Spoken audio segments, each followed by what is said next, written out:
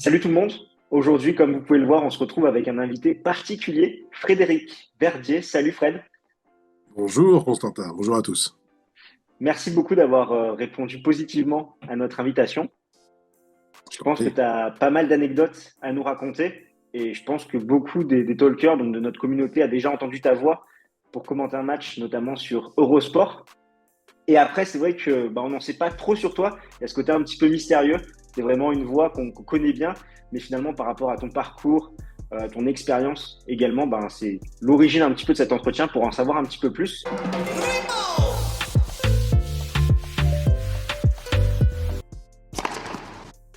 Est-ce que déjà tu peux te présenter rapidement et surtout nous dire ton rapport avec le sport et ton rapport aussi avec le tennis, qui est le sport qui nous anime aujourd'hui?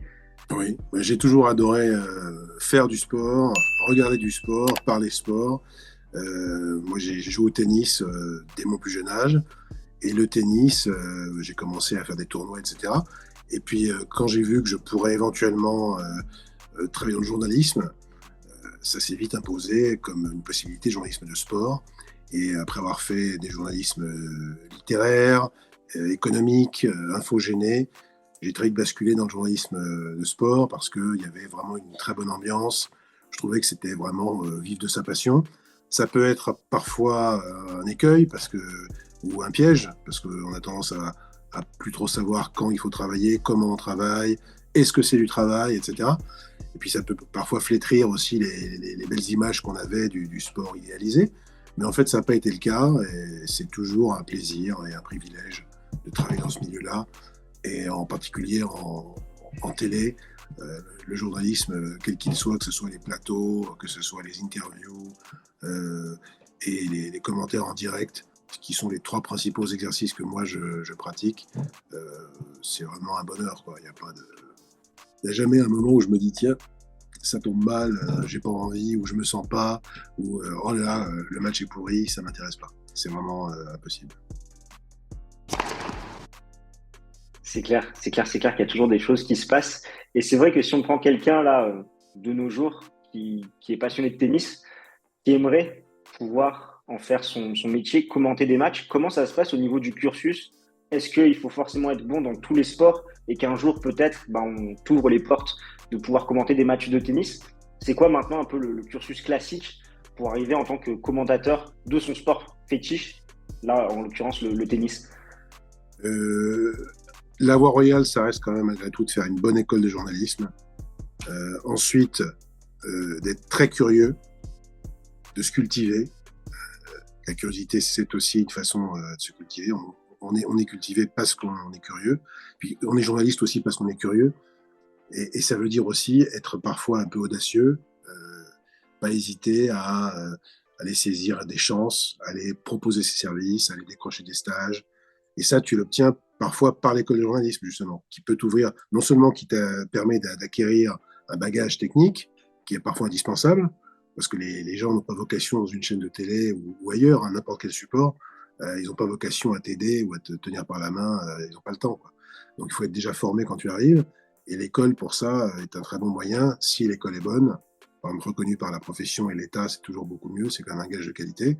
Mais rien ne remplace la motivation en soi, c'est-à-dire que même le stagiaire qui va arriver et qui va rester dans son coin, qui va pas saluer les gens, pas se présenter lui-même, jamais se proposer pour rien faire, il va pas donner envie qu'on s'occupe de lui, et il va pas donner envie par la suite qu'on croit en lui pour lui confier des petites tâches, puis ensuite des grands travaux. Voilà, il faut quand même avoir toujours cette espèce d'envie d'aller vers les autres et d'aller se proposer pour tenter, pour aider et pour éventuellement travailler. Ok, je pense que ça résume bien un peu les qualités d'un journaliste. Et donc, toi, tu es arrivé à Eurosport pour les JO d'Atlanta, si je dis pas de Oui, bêtises. oui, oui, c'est ça. Et puis, j'ai profité aussi des circonstances parce qu'il y a eu une vague de départ pour Canal+. Et, euh, et très vite, ils m'ont gardé un peu comme pigiste permanent, alors qu'au départ, je n'avais pas forcément vocation à rester pendant des semaines et des semaines là-bas. Et puis, c'est aussi ça, hein, c'est savoir saisir les occasions, avoir de la chance, et ça, personne n'y peut rien. Mais quand la chance se présente, eh ben, essayer de la saisir, quoi. Tout faire, c'est-à-dire vraiment pas compter son temps, pas parler de week-end, de jours fériés, il est déjà 18h, j'avais pas prévu. Voilà, non. J'ai eu une bonne leçon, j'avais vu un collègue qui était arrivé en retard. Il a dit au rédacteur en chef, désolé, mais ça a très mal roulé dans Paris. Et là, le chef lui a dit, tu as quel âge? Tu as 25 ans, tu découvres que ça roule mal dans Paris, c'est ça? Donc tu prends tes dispositions, tu te démerdes. Et ça, c'est de la mauvaise excuse. Donc il avait été sanctionné, et je crois d'ailleurs qu'il n'avait plus rien fait derrière. On prend ses dispositions, on fait attention. Tous ces petits trucs, c'est un très bon moyen. On préférera d'ailleurs toujours, pour continuer finir peut-être sur les conseils, mais on préférera toujours un gars qui est débrouillard, qui est jamais en retard, qui compte pas ses heures et qui est actif, mais qui est moyennement doué, un type qui a l'air très bon, qui a une très bonne voix ou qui a une très bonne plume, mais qui a l'air un peu tir au flanc ou qui a l'air pas très dégourdi. On préférera toujours le premier. C'est clair, c'est vraiment la motivation qui va parler. Et maintenant, tu fais aussi pour Amazon Prime. Oui. Est-ce que tu sens une différence? Là, on parle de deux médias, donc Eurosport et Amazon Prime. Est-ce que tu sens une différence sur le sport qui est le tennis au niveau des consignes?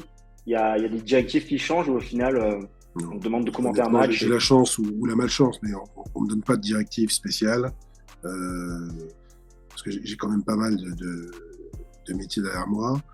Après, on peut me dire évidemment plein de choses, mais c'est pas le cas. Mais on sait pourquoi on me prend en général, donc on va pas me dire tiens, j'aimerais bien que tu sois par exemple très neutre ou que tu sois au contraire dans le superlatif permanent, à pousser des cris. Voilà, on sait ce qu'on a quand on me prend.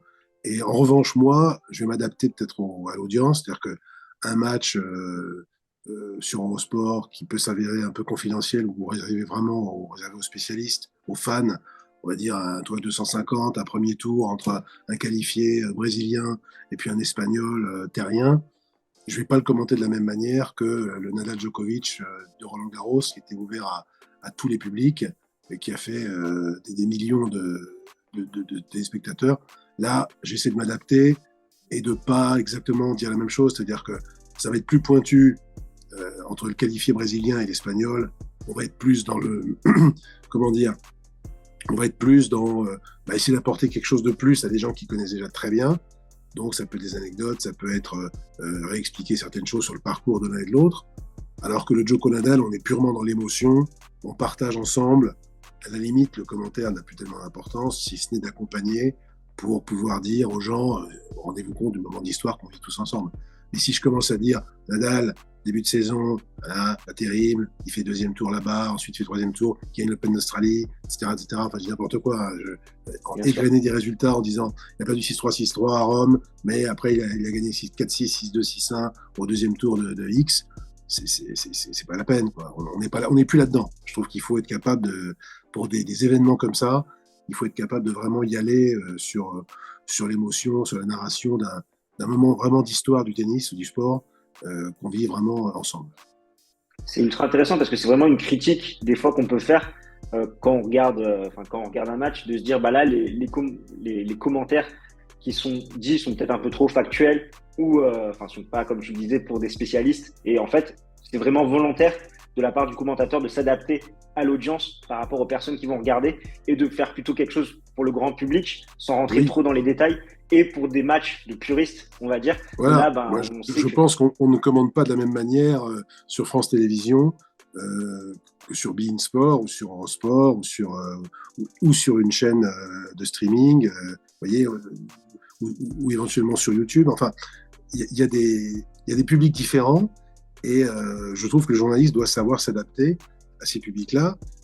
Si par exemple, je sais pas, je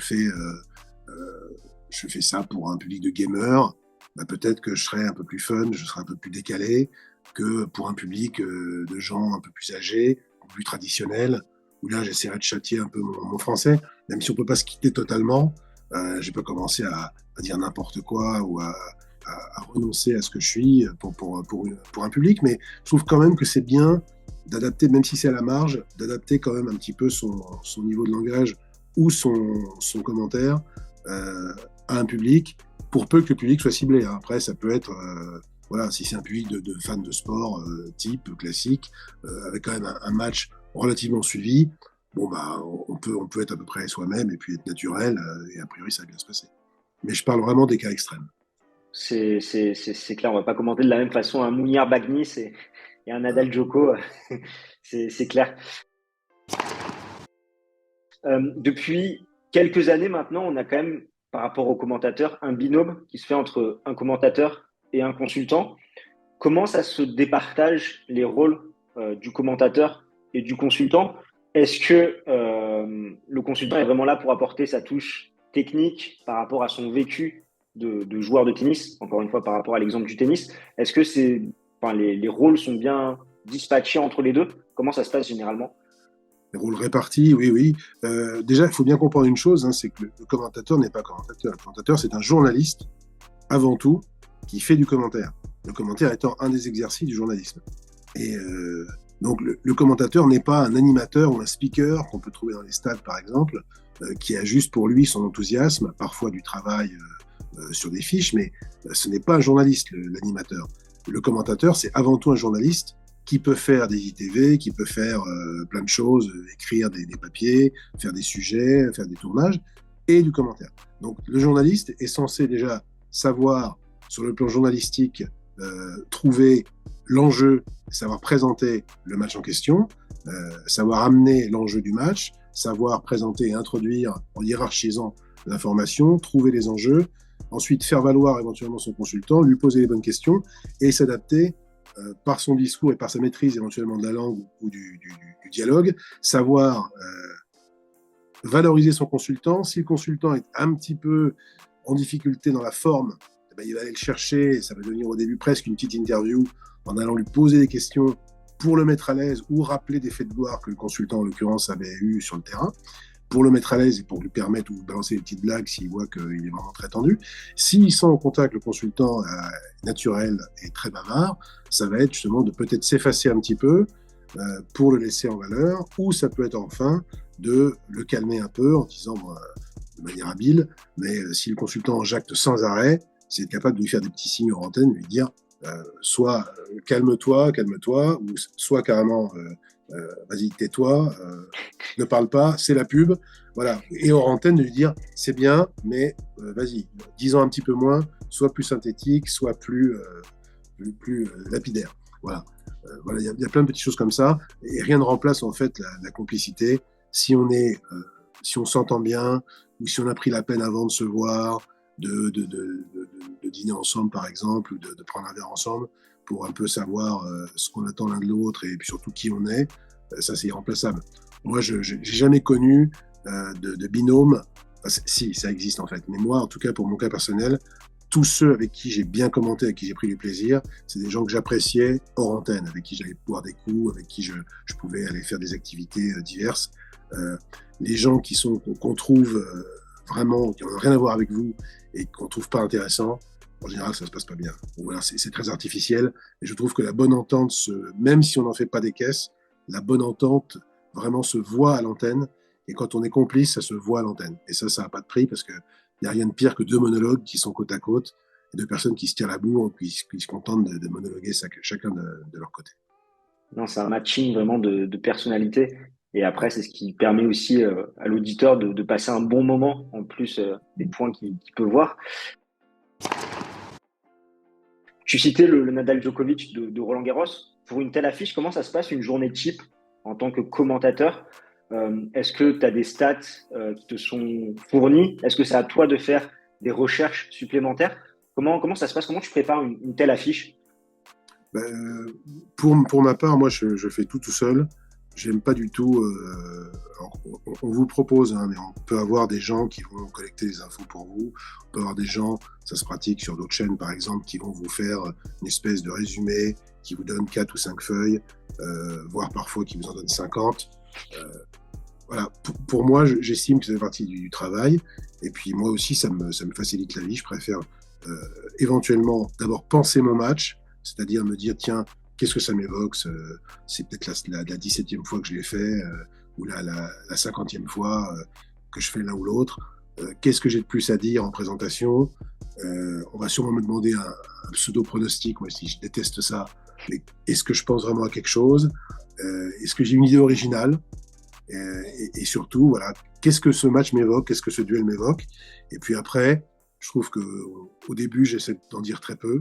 Les premiers jeux, j'ai été très marqué par certains collègues ou consultants qui avaient tendance à, s'il y avait un break d'entrée, s'enflammer et dire non, vraiment aujourd'hui il est en super forme, il mène 2-0, c'est formidable. Puis derrière, ça fait 3 fois 6-2, c'est arrivé pour l'autre.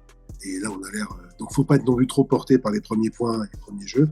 Donc, j'ai tendance à me taire sur le premier jeu, presque totalement, et sur les deuxième et troisième jeux, à en dire le moins possible. Et puis, au bout de 3-4 jeux, là, on commence vraiment à rentrer dans le match et on commence à avoir peut-être une idée ou en tout cas une première analyse de ce qu'on a pu voir. Puis, en revanche, on peut se contenter de dire des superlatifs et puis de s'extasier. Si le niveau de jeu est très bon dès le début, voilà, on pose son cerveau et puis on se contente de crier ou de dire que c'est exceptionnel pour revenir après peut-être plus à l'analyse ou à des petites plus-values diverses et variées. Et d'ailleurs, toi, tu préfères commenter un match de tennis ou simplement le regarder dans ton coin avec des amis? Je suis beaucoup plus attentif quand je commente. C'est-à-dire qu'un match que j'ai commenté, c'est irremplaçable pour moi. Je veux dire, en termes d'expérience, je vais avoir toujours beaucoup plus de souvenirs précis d'une finale que j'ai commentée par rapport à une finale que j'ai juste regardée. Même en tant que fan de tennis, voilà, une finale que je me contente de vivre en spectateur, bon bah voilà, très bien. Mais je peux pas te faire derrière une minute, un an plus tard, je peux pas te faire un point complet ou un play-by-play en disant ah oui, je me souviens très bien, elle avait fait un ace sur la médiane, et puis ensuite. Non, alors qu'un match que j'ai commenté, même si c'est Thiago Montero contre Albert Montañez, si je l'ai commenté en entier, il va toujours me rester quelque chose. Je vais dire ah oui, je me souviens, il avait fait un ace sur deuxième balle, il était pas loin de la double faute, voilà. Il va y avoir 2-3 faits de jeu qui vont rester, disons. Et ça, c'est génial. C'est une plus-value énorme d'avoir commenté un match. On l'a vraiment vécu parce qu'on l'a préparé et parce qu'on était concentré pendant 6 heures, si besoin, sur un truc précis.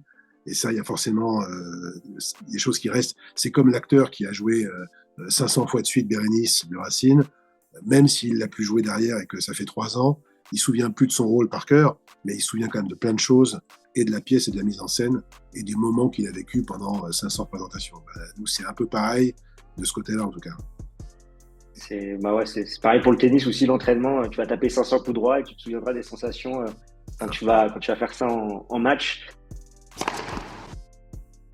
Et par rapport au binôme, si on avait une baguette magique, avec quel joueur que tu n'as pas encore fait, tu aimerais commenter, joueur ou joueuse, commenter un match? Federer, ça serait formidable. Je suis sûr qu'il serait excellent, évidemment, parce qu'il aurait absolument, je pense, toutes les qualités en termes d'humour, de légèreté, de vision du jeu, bien sûr, enfin tout, quoi. Et puis il peut le faire en 3 ou 4 langues, donc ça aussi, c'est quand même une énorme plus-value. Mais après, un peu n'importe qui, il faut avoir envie, il faut le faire pour les bonnes raisons. Mais moi, je suis toujours très excité quand quelqu'un l'a jamais fait, parce qu'on peut jamais savoir comment il sera. Et quelqu'un peut être très mauvais les 2-3 premières fois et se révéler en fait très bon. Et on peut sentir aussi un potentiel tout de suite. Et on est rarement déçu. Si on sent un truc avec son binôme, c'est rare qu'on soit déçu par la suite. Et il y a aussi des choses qui arrivent. Si la première fois on sent que la personne ne sera pas bonne, en général, on n'est jamais détrompé. Elle ne sera jamais bonne. C'est toujours la catastrophe. Et ça, on le sent aussi très bien. Pour continuer un petit peu sur les joueurs, qu'est-ce que tu penses de l'évolution qu'il y a eu entre les joueurs et la presse par rapport aux déclarations qu'il y a pu avoir, notamment aux conférences de presse? Comment est-ce que tu vois cette évolution à travers toutes tes années d'expérience? Qu'est-ce que tu en penses? Quel est ton avis là-dessus? Je pense que quand les rapports se font sans intermédiaire, ça se passe toujours très bien. Quand on peut rencontrer un joueur ou prendre du temps avec lui, ou même tomber dessus par hasard et échanger, ces joueurs-là restent très accessibles. Quand en revanche, il faut passer par des intermédiaires, quels qu'ils soient, famille, agents ou autres, ça peut créer des problèmes alors qu'il n'y en a pas. Mais ça peut être aussi les agents des grands facilitateurs d'opérations. Mais j'ai plein d'exemples. Par exemple, pour revenir aux consultants, voilà, des joueurs battus dans un tournoi, ils sont toujours là. bah, je vais les voir direct, je leur demande tiens, est-ce que tu veux commenter demain? Voilà. Et à chaque fois, le joueur avait tendance à me dire oui, bah, faut demander à mon agent. Je dis non, je te mets l'alerte tout de suite. Hein. Pas d'agent entre nous, pas de faux semblants, pas d'histoire d'argent. Tu le fais pour essayer, pour voir ce que ça donnera quand tu seras à la retraite. Nous, on le fait aussi gratos. Si c'est mauvais, bah, tant pis pour nous. Mais comme ça, toi, tu seras fixé, et nous aussi. Mais on fait ça, poignée de main. Il n'y a pas d'histoire de contrat, d'agent, d'accord, de demander à 4 personnes. Et en général, ça s'est toujours très bien passé. Et après, il y a d'autres contre-exemples où l'agent dit oui, oui, j'ai appris ce que tu voulais faire avec un tel. Écoute, pour moi, il n'y a pas de problème. Ça peut être une super idée. Donc, oui, oui, ok, ça marche. S'il peut le faire demain, il le fera demain. Voilà, donc il ne faut pas non plus penser que les agents sont là pour bloquer. Mais c'est rare que ça se passe mal dans une relation directe, disons. Ça Oui, se passe toujours très bien. c'est plus fluide au niveau des Oui, échanges. c'est plus fluide. Et puis, il faut pas croire que les joueurs sont moins accessibles qu'avant. Dans le monde du tennis, ça reste quand même des gars qui sont, et je dis des gars au sens vraiment général, des garçons et des filles. La plupart sont quand même assez accessibles et assez sympas. Je veux dire, personne ne se prend trop pour ce qu'il n'est pas. Voilà. En général, ça se passe bien. Moi, j'ai jamais eu à déplorer particulièrement des comportements un peu distants ou des gens qui avaient tendance à se raconter un peu n'importe quoi, à se prendre pour d'autres. Globalement, je trouve qu'on est assez bien servi. Super. Et pour finir sur cette partie commentateur, comment est-ce que tu expliques qu'à l'heure actuelle, et encore sur le tennis, il y ait plus de commentateurs et très peu de commentatrices? Qu'est-ce qui peut expliquer ça? Aucune idée. Je trouve quand même qu'il y en a de plus en plus, mais je trouve qu'il n'y a pas de raison particulière.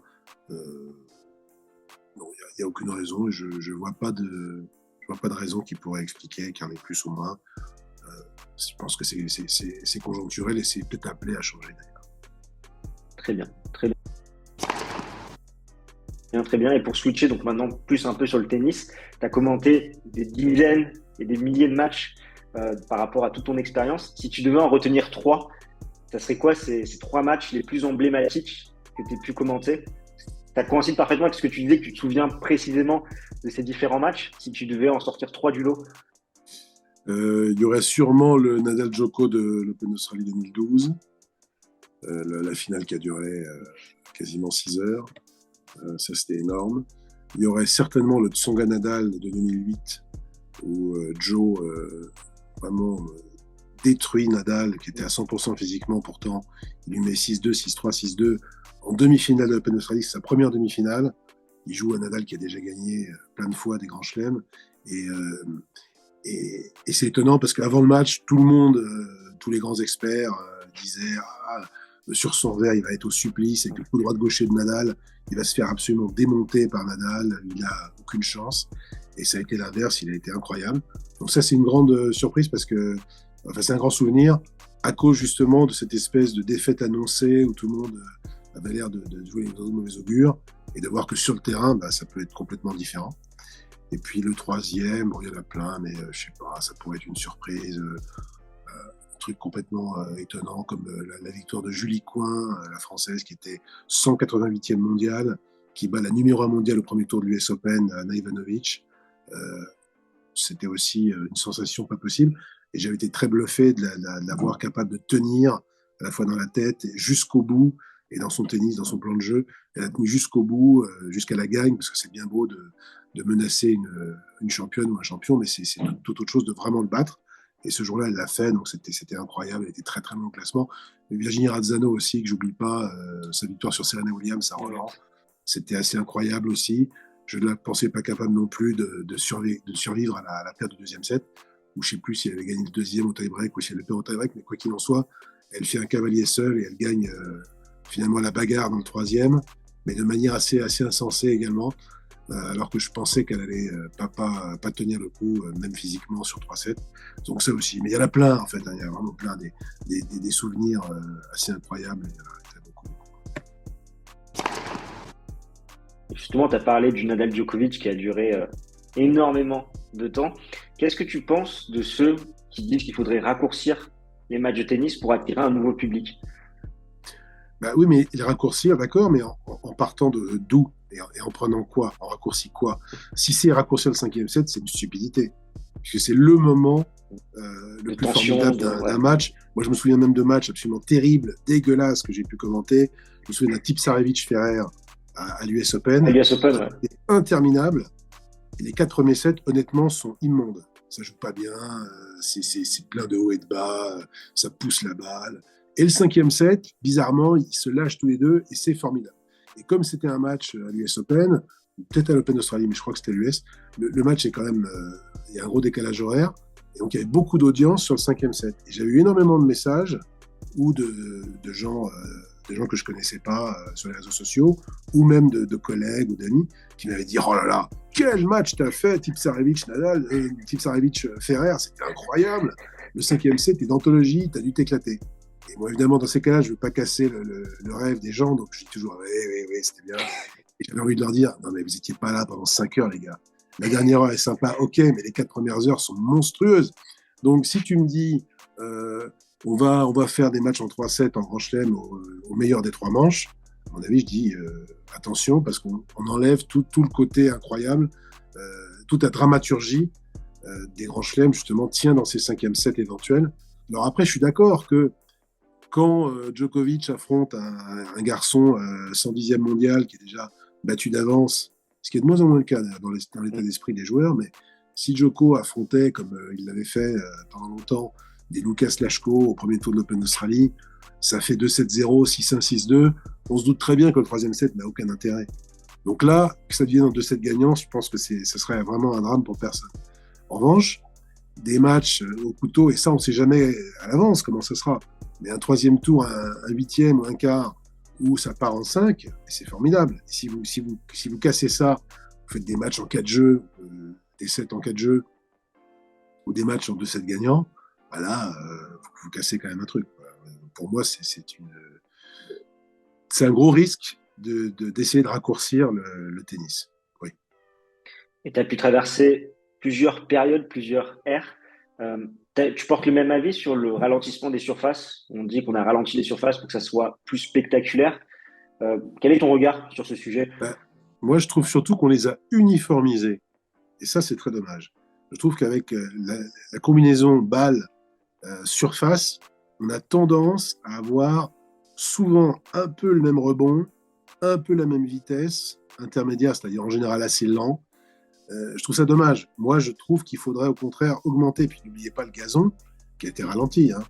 On parle d'un gazon hybride, voire complètement synthétique. Ça n'a plus rien à voir avec le gazon naturel, où la balle rebondissait vraiment très bas, où ça fusait incroyablement, où si vous ne faisiez pas service volé, retour volé quasiment, vous n'existiez pas du fond, ou très peu, quoi. À part Borg, même Lendl avait dû se plier au diktat du service volé, alors qu'il n'était pas bon du tout là-dedans, et il s'entraînait à fond pour être capable de faire service volé. Bon, aujourd'hui, il y a quasiment tout le monde, même sur gazon, qui est capable de jouer du fond et de gagner des matchs du fond sans monter au filet, si ce n'est que pour serrer la main de l'adversaire.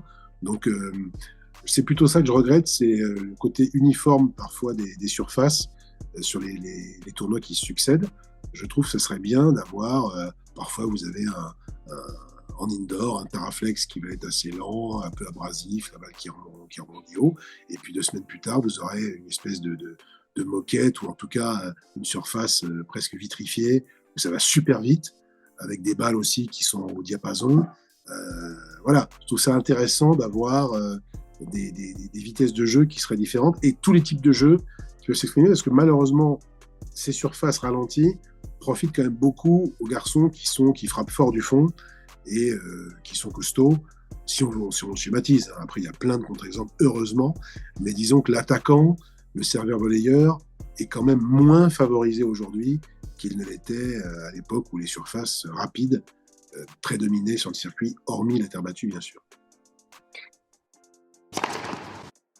Par rapport à cette saison 2022, où on a vécu pas mal d'émotions, avec un Alcaraz, un Nadal aussi qui fait un comeback triomphant, Djokovic aussi, où ça a été très compliqué. Quel est ton regard, toi, que tu portes sur cette saison 2022, chez les hommes, également chez les dames, avec Caroline Garcia qui fait cette percée dans le dernier trimestre de l'année? Et comment est-ce que tu vois les choses pour la saison 2023? Difficile à dire pour la nouvelle saison, mais pour 2022, on a vécu un moment incroyable en termes je sais pas, il y a eu tout, quoi. Il y a eu les anciens qui étaient toujours performants, il y a eu plein de nouveaux qui se sont révélés, comme Alcaraz d'abord. Ça, c'était fou. Holger Rune à Bercy, évidemment. Il y a toujours ceux de la génération intermédiaire qui sont là. Enfin, je trouve qu'on a eu vraiment une espèce de farandole ininterrompue, qui était assez formidable. Et chez les filles, pardon, concernant le tennis français, c'est vrai que Caroline Garcia a connu quand même une embellie que j'ai trouvée phénoménale. Elle n'a aucun point à défendre là, quasiment pendant les 4 premiers mois de l'année prochaine. Et surtout, le fait qu'elle soit parvenue à gagner le Masters.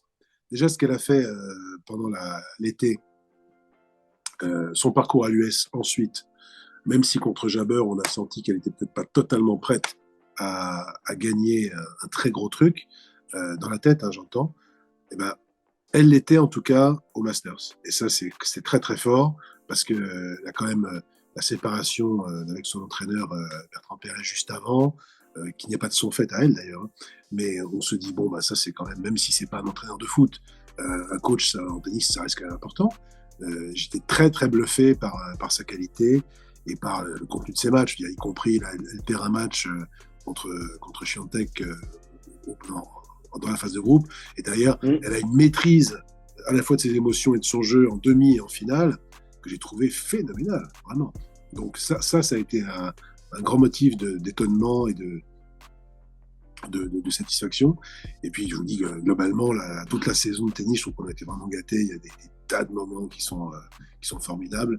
Donc ça montre que s'il en était besoin ou si on avait un doute, que ce sport a encore beaucoup, beaucoup à nous donner. C'est dommage qu'il y ait eu une compétition formidable qui a duré quasiment un siècle, qui s'appelle la Coupe Davis, qui a été remplacée par une farce absolument stupide, qui n'a plus aucun intérêt pour personne.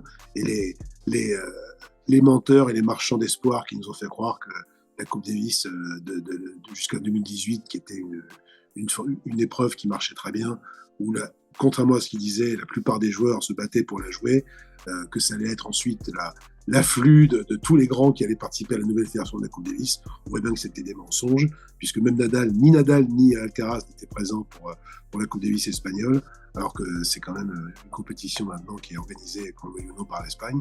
Bref, tout ça est une véritable fumisterie, et c'est très dommage parce qu'on avait la plus belle compétition par équipe qui peut se faire en tennis, et on l'a tuée. Heureusement, elle peut ressusciter, pas avec les gens qui sont aux affaires actuellement, mais peut-être plus tard, quand ils verront à quel point ils se sont fourvoyés. Très bien. C'est un très très beau constat de cette saison 2022. Et là, sur les quelques minutes qui nous restent, peut-être une double question. Est-ce que toi, tu as des joueurs ou joueuses favoris? Et est-ce que tu as une anecdote à nous raconter avec un joueur de tennis, une anecdote un peu fun que tu as vécu dans ton expérience en tant que commentateur et journaliste sportif? Difficile de se rappeler de tout, même d'une chose en particulier, mais des joueurs favoris, de toute façon, je n'ai que des joueurs favoris parce que même les joueurs qui ont du caractère ou un sale caractère, moi, m'amusent beaucoup.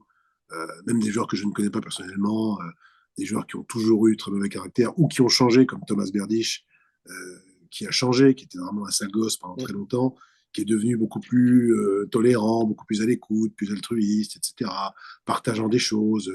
Il m'avait bluffé en partageant pendant un Roland-Garros, en fin de carrière, de son côté. Il met sur un de ses réseaux sociaux un extrait de Borsalino avec Delon et Belmondo, avec la scène du billard, en disant « Regardez ça, c'est exceptionnel, une des plus grandes scènes du cinéma mondial ». J'avais trouvé ça marrant, parce que pour moi, Berdych, je n'associais pas du tout au cinéma français, et ni à Delon, ni à Belmondo. Voilà. J'avais bien rigolé aussi, alors que c'était vraiment un sale gosse, de voir Marcelo Rios à Estoril, fin d'entraînement. Il y a des tas de gamins qui sont là avec des feuilles. C'était avant l'époque des selfies. Ils ont des crayons et des feuilles, des balles à faire signer. Ils sont des dizaines. Il est en entraînement, Rios. Il a fini son entraînement. Il est pas loin d'être numéro mondial. Il l'avait été en tout cas. Et il demande le papier et le crayon du premier gamin. Il déchire le papier en deux, il casse le crayon en deux, il les jette par terre et il s'en va. Voilà. N'importe quel mec, même mal embouché, serait contenté de dire non, j'ai pas le temps, désolé. Là, il était tellement lui-même qu'il s'est dit non, ces garçons en fait m'emmerdent, je vais carrément lui montrer que je déteste ce moment. Il allait déchirer les feuilles et les crayons, voilà. Là, on est vraiment dans la définition du sale gosse, mais c'est bien aussi, parce que des garçons trop lisses, qui font tout le temps des grimaces dès qu'il y a le rouge de la caméra qui est allumé, ou qu'il y a du public, c'est insupportable aussi de voir des gars qui portent un masque en fait et qui sont jamais eux-mêmes. Donc, non, moi, tous les joueurs et toutes les joueuses, je suis ému un moment ou l'autre par ce qu'ils font. Avant tout sur le terrain, j'ai pas une énorme passion pour les à côté. Ça m'intéresse pas tellement de savoir que machin est avec machine, ou que un tel a cassé avec son agent, ou que il est représenté par quelqu'un d'autre, ou qu'il a changé de raquette, ou qu'il a un équipementier qui lui donne 10 millions par saison, même si ça peut être des éléments intéressants. Mais moi, ça ne m'intéresse pas, parce que je suis avant tout sur le terrain, très basique d'ailleurs, hein, c'est pas forcément une qualité, mais ce qui se passe à côté est pour moi quelque chose dont on peut se passer, quoi. Ce qui m'intéresse vraiment, c'est ce que produisent ces garçons sur le court et ces filles, et comment ils y parviennent, même si j'aime bien regarder les entraînements. Mais en revanche, j'aime pas savoir des petites choses que je considère un peu indiscrètes. Voilà, les bruits de couloir m'intéressent moins, disons. Je trouve que c'est parfait pour terminer cet entretien, en tout cas cette mentalité. Je te remercie, Frédéric, pour ton Merci temps, à toi, Constantin. pour l'ensemble de tes réponses. Et on peut te souhaiter et nous souhaiter d'avoir une excellente saison de tennis 2023, comme ça l'a été en 2022, et qu'on ait de nouvelles surprises et qu'on découvre de nouvelles pépites à travers les différents tournois. Donc merci beaucoup, Fred. Merci à toi, merci à vous.